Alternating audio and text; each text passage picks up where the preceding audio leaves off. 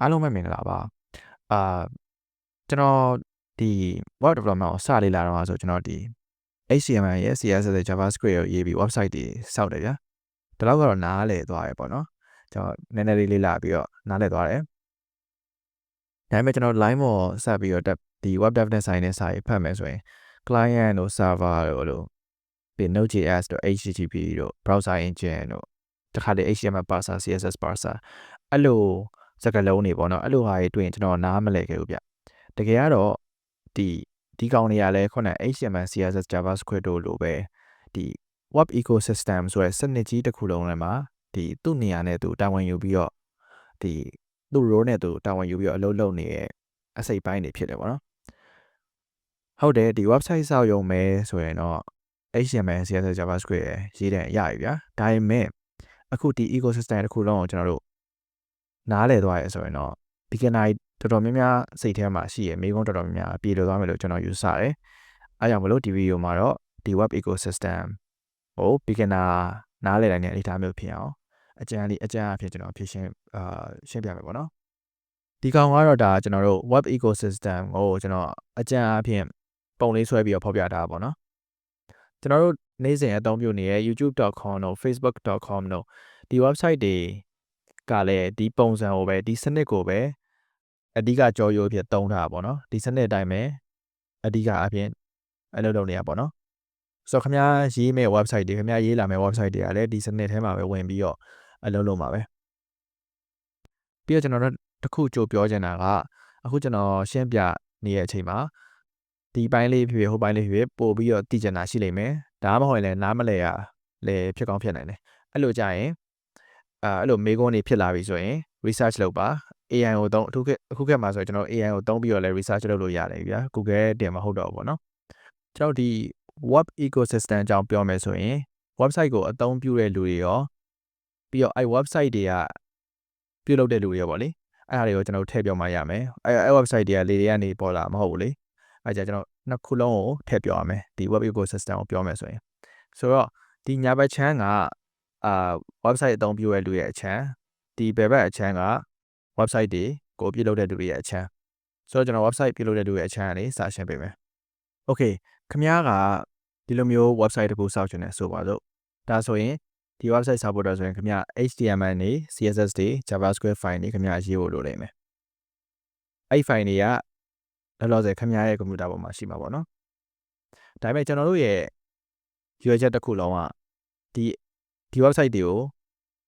လူအများကိုသုံးစေချင်တာတနည်းအားဖြင့်ပြောရင်တခြားလူတွေကိုသုံးစေချင်တာတခြားလူတွေကလည်းသူတို့ရဲ့ကိုယ်ပိုင်ကွန်ပျူတာတွေသုံးပြီးတော့သုံးပါဗျာအဲ့ကြတော့လူတယောက်ကသူ့ရဲ့ကွန်ပျူတာကိုသုံးပြီးကျွန်တော် website ကိုသုံးချင်မယ်ဆိုသုံးချင်လာပြီဆိုရင်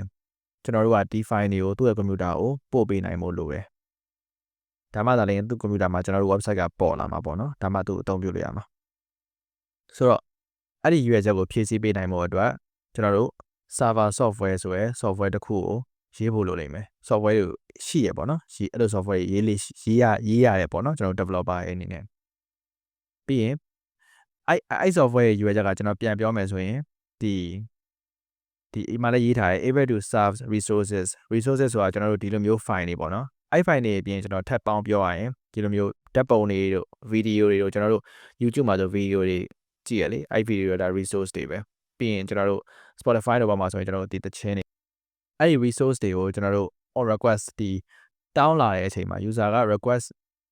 သူ့ computer user ရဲ့ computer ကနေပြီးတော့ request ပို့ပြီးတောင်းလာတဲ့အချိန်မှာဒီ resource တွေကိုပြန်ပို့ပေးနိုင်ဖို့အတွက်ကျွန်တော်တို့ဒီ server software ကိုရေးဖို့လိုပါတယ်ပြီးတော့နောက်တစ်ခုကခင်ဗျားရဲ့ဒီ website မှာပေါ့နော် IP address တစ်ခုရှိရမယ် IP လိပ်စာတစ်ခုရှိရမယ်ဒီနေရာမှာ hello.com ဆိုပြီးဥပမာလေးပေးထားရပါတော့ဘာလို့လဲဆိုတော့ဒီ file တွေကိုတခြားကွန်ပျူတာကိုပို့ဖို့အတွက်ဆိုရင်ကျွန်တော်တို့ဂျားထဲမှာသုံးမဲ့ communication medium က internet ဗျာဆိုတော့ internet ပေါ်မှာရှိရဲ့ internet နဲ့ချိတ်ထားတဲ့ device တွေအကုန်လုံးက IP address ကိုစီရှိရတယ်ဒါမှသာလျှင်ကျွန်တော်တို့ device တစ်ခုကတခြား device တစ်ခုကို internet ကိုသုံးပြီးတော့ကျွန်တော်တို့ information ပို့ချင်တယ်ဆိုရင်လိပ်စာရှိမှပို့လို့ရမှာဗျာလိပ်စာမရှိရင်ပို့လို့မရဘူးကျွန်တော်တို့ဒီကျွန်တော်တို့လောကမှာလိုပဲဒီစာတွေကျွန်တော်အပြင်မှာလိုပဲပြောချင်တာပါအပြင်မှာလိုပဲဒီ စာတွေပို့မယ်ဆိုရင်ကျွန်တော်တို့လိပ်စာလိုရယ်လေအိမ်လိပ်စာလိုရယ် letter တွေပါပို့မယ်ဆိုအိမ်လိပ်စာလိုရယ်အဲ့တဘောပဲဒါဆိုရင်တော့ဒီ website အသုံး website ပြုလုပ်သူအရဲ့အချမ်းကတော့တာဝန်ကျေသွားပြီ ready ဖြစ်နေပြီကျွန်တော်တို့ဒါဆိုရင် website အသုံးပြုသူရဲ့အချမ်းကိုတွားပြီးတော့တစ်ချက်လေ့လာကြည့်မယ် okay ကျွန်တော်တို့ဒီအသုံးပြုသူ website အသုံးပြုသူဘက်ချမ်းကိုပြောမယ်ဆိုရင်တော့ browser ဆိုတဲ့ software ကိုပဲကျွန်တော်အကျယ်ချဲ့ပြီးတော့အသေးစိတ်တွေပြောရမှာဖြစ်တယ်။ကျွန်တော်စဉ်းစားကြည့်မယ်ဆိုရင်လည်းခင်ဗျားတို့ website တစ်ခုကိုသုံးမယ်ဆိုရင် browser software ကိုပဲသုံးတာမလား။ Okay ကျွန်တော်ပထမအဆုံးလုပ်တာကဥပမာ Facebook ကိုသုံးမယ်ဆိုရင် facebook.com ဆိုပြီးတော့ search box တွေကိုထည့်လိုက်တယ်။ကျွန်တော်တို့ရဲ့ဒီ hello ဆိုတဲ့ဒီ website တွေသုံးမယ်ဆိုရင်တော့သူ့ရဲ့ address ဖြစ်တဲ့ hello.com ကိုထည့်ရမှာပေါ့နော်။ထည့်လိုက်တယ်ဆိုရင် browser ကအဲ့ address ကိုအဲ့ IP address ကိုရလာပြီဆိုရင် browser ကအဲ့ IP address ကိုသုံးပြီးတော့ဒီ internet ပေါ်မှာဒီလိုက်ပြီးတော့ရှာတယ်ပေါ့နော်အဲ့ IP address နဲ့ဆက်ဆက်နေတဲ့ server application ကိုလိုက်ပြီးတော့ရှာတယ်ရှာပြီးရင်သူက request လေးတစ်ခုပို့လိုက်တယ်ပေါ့နော်အဲ့ request ကဘာဖြစ်မလဲဆိုတော့ဟိအောင် server မင်းစီမှာရှိတဲ့ resource တွေငါ့ကို response အနေနဲ့ပြန်ပို့ပေးရဆိုတဲ့သဘောမျိုးပေါ့နော်အဲ့သဘောမျိုးဆန်တဲ့ request လေးတစ်ခုပို့လိုက်တယ်ပို့လိုက်တဲ့အချိန်မှာဆိုရင်ဒီကျွန်တော်တို့ဒီဘက်က ready ဖြစ်နေတဲ့ server ကသူ့စီမှာရှိတဲ့ resource တွေဖြစ်တဲ့ HTML CSS JS file တွေကိုအဲ့လိုမျိုး browser တွေကိုပြန်ပို့ပေးလိုက်နိုင်မယ်ပို့လိုက်တဲ့အချိန်မှာဆို browser i file တွေလက်ခံရရှိသွားမယ်ဗျာအဲ့ကြမှာ browser ကဒီ HTML file တွေကို HTML parser ဆိုတဲ့ program ကိုပေးရယ် CSS file ကိုကြာ CSS parser ပြီးတော့ရင် JS ကိုကြာ JS engine ကိုပေးပြီးတော့low level instructions တွေအဖြစ်ပြောင်းလိုက်တယ်ဗျာဒီကောင်တွေက HTML တို့ CSS တို့ JavaScript တို့က high level instruction လို့ခေါ်တယ်ဒီကောင်တွေက low level instruction ဘာလဲအဲ့ဒါကိုကျွန်တော်အဲ့ပိုင်းလေးကိုတခြားပြန်ရှင်းပြမှာမယ်ပြီးရင်ဒီ browser မှာအဲ့ low level instruction တွေကိုပြောင်းပြီးသွားတဲ့ low level instruction တွေကိုဖတ်ပြီးတော့ဒီ hello ဆိုတဲ့လိုမျိုး web page မျိုးပေါ်အောင်စွမ်းဆောင်ပေးလိုက်တယ်ပေါ့ဗျာ okay တကယ်လို့ခင်ဗျားကဒီ hello ဆိုတဲ့စာကိုစက်ခွဲမှာပေါ်စေခြင်းနဲ့ဆိုရင်တကယ် browser ကိုခင်ဗျားခိုင်းရမယ်ခိုင်းစေချင်တဲ့ instruction တွေကဒီလိုမျိုးဖြစ်လိမ့်မယ်ဗျာဒီ xy position မှာ hello ဆိုတဲ့ဟာကိုဆွဲပြီးရင်ဒီ file size ကို3ပြီးရင်ဒီ file weight ကို3ဆိုပြီးတော့အစားရှိတယ်ဖြစ်ဗျာခင်ဗျာအဲ့လိုမျိုးအသေးစိတ်ပြောရလိမ့်မယ်အဲ့လို instruction ကိုကျွန်တော်တို့ low level instruction လို့ပြောရဗျာအသေးစိတ်ကိုလိုမျိုးပြောရလိမ့်မယ်အဲ့ဒါပြဿနာနှစ်ခုရှိတယ်ပထမတစ်ခုကဘာလဲဆိုတော့ခင်ဗျာအချိန်ကုန်တယ်ဘာလို့ဆိုတော့ခင်ဗျာခေါင်းစဉ်က website တစ်ခုရေးရင်ခေါင်းစဉ်ကတစ်ခါရဲပါမှာမဟုတ်ဘူးနှစ်ခါသုံးခါအများကြီးပါတယ်ဗျာအဲ့ကျတော့ခေါင်းစဉ်ရေးချင်တိုင်းသာကျွန်တော်တို့ကဒီလိုမျိုးအသေးစိတ်တွေပြန်ပြောနေရမယ်ဆိုရင်အချိန်ကုန်တယ်ဗျာဟုတ်တယ်မလားပြီးတော့ဒုတိယတစ်ချက်ကပါလဲဆိုတော့ခင်ဗျားကလည်းခင်ဗျား website မှာခေါင်းစဉ်တုံးနေတယ်လို့တခြား developer လည်းသူ့ website မှာခေါင်းစဉ်ရှိမှာပဲလေကျွန်တော်တို့ကဒါဒီလိုမျိုးအသေးစိတ်ပြောတဲ့နည်းကိုသာဆက်သုံးနေမယ်ဆိုရင်အသေးစိတ်ခိုင်းနေနည်းကိုသာဆက်သုံးနေရမယ်ဆိုရင်သူကဆက်ပေါ်မဲ့ခေါင်းစဉ်အတွက်က100 pixel ကိုသုံးလိမ့်မယ်ခင်ဗျားကじゃ50 pixel ကိုပဲသုံးလိမ့်မယ် font size ကိုလေအဲ့ကြတော့ဘာဖြစ်လဲဆိုတော့ user အတွက်ကခင်ဗျားတို့နှစ်ယောက်ရဲ့ website နှစ်ခုကိုတွားပြီးတော့လည်လိုက်တဲ့ user တွားပြီးကြည့်ရဲ့ user ဖို့ကဒီ website ရဲ့ခေါင်းစဉ်ကဒီလောက်ဖြစ်ပြီးတော့ဒီ website ခေါင်းစဉ်ကပို့ပြီးကြီးနေပါလားဆိုသိရမလားအဲ့ကြတော့ဟွာဖြစ်တယ်ဗျာ inconsistent ဖြစ်တယ်ဗျာ user experience မကောင်းဘူးပေါ့နော်ပြီးတော့တခြားဒီလိုမျိုးအသေးစိတ်ပြောရတဲ့နေရာတခြားမကောင်းတဲ့အချက်တွေရှိသေးရဗျာဒါပေမဲ့ဒီအချက်နှစ်ချက်နဲ့တင်ကိုကျွန်တော်တို့ဒီအသေးစိတ်ပြောရတဲ့နေရာအလုံးမဖြစ်တော့ဘူးဆိုတာ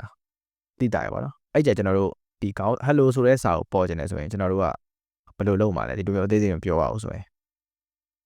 ကျွန်တော်ဘယ်လိုလဲဆိုတော့ခင်ဗျာသိပြီးသား h1 hello h1 လို့ရေးလိုက်တယ် HTML ကိုသုံးပြီးရေးလိုက်တယ်ဗျာဒါအဖြစ်ပဲဘာလို့ဆိုတော့ပထမကျွန်တော်တို့အလုံးများရဲ့ပြဿနာခေါင်းစဉ်ရေးချင်တိုင်းအလုံးများရဲ့ပြဿနာပြည့်တယ်ဆိုတော့ခေါင်းစဉ်အရင်မခတ်တော့ဘူးကျွန်တော်တို့ h1 နဲ့ကိုထည့်လိုက်ရုံပဲကျွန်တော်တို့ခေါင်းစဉ်အဖြစ်ပေါ်စေချင်တဲ့ဟာအကုန်လုံးပေါ့နော်ပြီးရင်ဒီကြားထဲမှာ HTML parser ဆိုတဲ့ program တစ်ခုရှိလာတယ်အဲ့ program ကဘာလုပ်တာလဲဆိုတော့သူကဒီ h1 ဆိုတဲ့ဟာကိုမြင်တယ်ဆိုရင် h1 hello ဆိုတာကိုမြင်သူကအသေးစိတ် instruction တွေဖြစ်ပြန်ပြီးပြောင်းပေးရဗျာအဲ့ instruction တွေမှာ browser ပြန်ဖတ်ပြီးတော့ဒီ hello ဆိုတဲ့စာကိုတကယ် web page မှာပေါ်အောင်လုပ်ပေးရပါတော့အဲ့လိုသွားတာ flow က ဒါ HTML parser ရဲ့ဒါအလုပ်လုပ်ပုံအဲ့လိုမျိုးခုနဒုတိယပြဿနာကလည်းဒီ inconsistent ဖြစ်တဲ့ပြဿနာကလည်းပြည်လေသွားတယ်ဘာလို့လဲဆိုတော့ဒီကမ္ဘာပေါ်မှာရှိသမျှ browser တွေအကုန်လုံးမှာဒီ HTML parser ဆိုတဲ့ program ပါတယ်ဗျာပြီးရင်အဲ့ဒါလည်းမဟုတ်ဘူးအဲ့ program ကတူတူပဲပြောချင်တာကဥပမာဒီ H1 ဆိုရင် font size 50ဆိုရင်ကျွန်တော်ရဲ့ဖုန်းထဲမှာရှိတဲ့ browser မှာလည်း font size 50ဖြစ်မှာပဲခင်ဗျားရဲ့ဖုန်းထဲမှာရှိတဲ့ browser ရဲ့ HTML parser program ကလည်း font size 50အဖြစ်သတ်မှတ်မှာပဲဒါလူတိုင်းအတွက်အဲ့လိုပဲဗျာ browser တိုင်းအတွက်အတိုင်းပဲအဲ့ကြတော့ဘာဖြစ်သွားလဲဆိုတော့ consistent ဖြစ်သွားတယ်လေကျွန်တော်ဒီ H1 ကိုမြင်တိုင်းခင်ဗျားရဲ့ code က H1 ကခင်ဗျားရေးတဲ့ code ပဲနေတခြားလူရေးလိုက်တဲ့ code ပဲနေfont size က50ပဲဖြစ်နေမှာဖြစ်တဲ့အတွက် consistent ဖြစ်သွားတယ်ဆိုတော့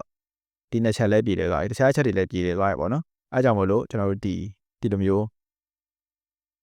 ဒီ HTML ကိုသုံးတယ်ပြီးရင်ဂျာထဲမှာ HTML parser ကိုပေးလိုက်တဲ့အဲ့ code ကို HTML parser မှာဒီလိုမျိုးအသေးစိတ် instruction တွေဖြစ်ပြန်ပြီးတော့ပြောင်းပေးတယ်အဲ့လိုမျိုးအဆင့်ဆင့်ဖြစ်သွားတာပေါ့နော်ပြီးရင် HTML ပြင်ကျွန်တော်တို့ CSS တို့ JavaScript တို့ဆိုရင်လည်းထုံးနေ၎င်းမယ်သူတို့ကိုစီမှာ CSS parser နဲ့ JavaScript engine ဆိုပြီးတော့ရှိကြရပေါ့နော်ဒီလိုမျိုးအကြောင်းပြချက်တွေကြောင့်ပဲကျွန်တော်တို့အဲ့လိုတစ်ဆင့်ခံလိုက်ရတာပေါ့နော်တစ်ဆင့် program တွေခံလိုက်ရတာပေါ့ Okay ဆိုတော့ခင်ဗျားကြီးတဲ့ HTML code တွေကို HTML parser ဖတ်တယ်ကျွန်တော် CSS code တွေကြ CSS parser ဖတ်တယ် JavaScript code တွေကြ JavaScript engine ဖတ်တယ်ဖတ်ပြီးအကောင်တွေကဒီ low level instruction တွေဖြစ်ပြန်ပြောင်းပေးရဗျာအဲ့ဒါကိုနားလည်ထားရမယ်ပေါ့နော် Okay ဒါဆိုရင်တော့ကျွန်တော်တို့ web ecosystem တစ်ခုလုံးကိုအတန်အသင့်တော့ခြုံငုံမိသွားပြီပေါ့နော်အခုကျွန်တော်ပြောချင်တာကကျွန်တော်တို့ဒီ web development ကိုစလေ့လာနေတဲ့လူတွေအတွက်ဗျာဒီကြပေါက်ထိတွေ့ရေးသားရမယ်တာဝန်ယူရမယ်အပိုင်းပေါ့နော်ဒီစနစ်ကြီးတစ်ခုလုံးမှာတာဝန်ယူရမယ်အပိုင်းတွေအပဲအပိုင်းလဲဆိုတော့ခင်ဗျားသိကြပေါက် website တွေအတွက်ဒီ HTML CSS နဲ့ JavaScript file တွေရေးရလိမ့်မယ်ပြီးရင်ဒီ browser အဲ့ website တွေကိုဒီ user ကအဲ့ website တွေကိုတောင်းလာတဲ့အချိန်မှာဒီပြန်ပြီးတော့ပေးနိုင်ဖို့အတွက်ဒီ file တွေကိုပြန်ပြီးပေးနိုင်ဖို့အတွက်ကျွန်တော်ခင်ဗျားတို့ဒီ server software တွေကိုတာဝန်ယူရေးသားရလိမ့်မယ်ပေါ့နော်ဒီ browser ထဲမှာဒီ file တွေကခုနပြောသလိုပဲ browser ထဲရောက်မှာ HTML parser ဆို CSS ဆို JS တို့ကဖတ်မှာဗျာတတိယပြောရင်ဒီ file တွေက browser ထဲရောက်မှာ run မှာအဲ့ဒီအပိုင်းကိုကျွန်တော်တို့ကဒီ front end ဘိုင်းလို့ခေါ်တယ်ဒီ server ဘိုင်းကို server software ကိုရေးတဲ့အပိုင်းကိုကျွန်တော်တို့ backend ရေးတဲ့အပိုင်းလို့လည်းခေါ်တယ်ပေါ့နော် Okay အားလေးတည်ထားစေချင်တယ်ပြီးရင်ဒီဗီဒီယိုကိုကြည့်နေရင်လည်းဒါကဘာကြောင့်ဒီလိုဖြစ်သွားတာလဲဒီကဘာလဲဒါဘလို့ဖြစ်သွားတာလဲအဲ့လိုအစရှိတယ်ဖြစ်အဲ့လိုမေးခွန်းမြောင်းများစွာရှိနိုင်တယ်အဲ့လိုမေးခွန်းတွေရှိရရန်ကောင်းတယ်ပြီးရင်ကိုပါကို research လုပ်ပါအခုဆိုရင် AI တွေလည်းရှိနေဖြစ်တော့ research လုပ်ရတာအရင်လွယ်တယ်ပြီးကျွန်တော်ကအကြမ်းပဲပြောသွားတာအသေးစိတ်တွေကိုဆက်ပြီးလေ့လာပါ Okay ဒီ web ecosystem နဲ့ပတ်သက်တဲ့ဗီဒီယိုမှာတော့ဒီလောက်ပါပဲနောက်ဗီဒီယိုကျမှပြန်တွေ့ရပါ